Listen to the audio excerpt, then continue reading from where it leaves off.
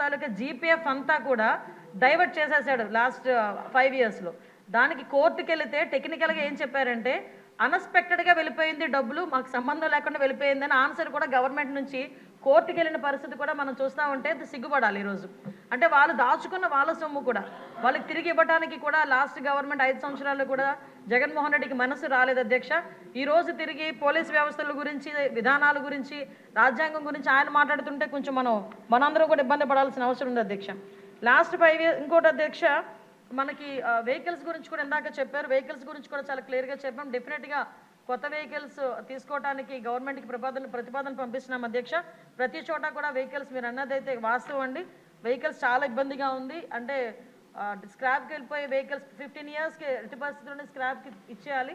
ఆ వెహికల్స్ అన్నీ కూడా చాలా ఉన్నాయి. ఇంచుమించు 50% మనకి కొరత అయితే ఉంది. దానికి కూడా అధిగమిస్తాం.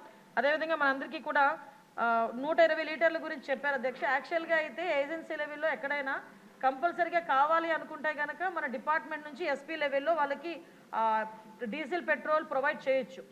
కానీ పరిస్థితి ఎందుకంటే రిస్ట్రిక్షన్ పెట్టారు, 120 లీటర్స్ అండ్ రిస్ట్రిక్షన్ ఉంది.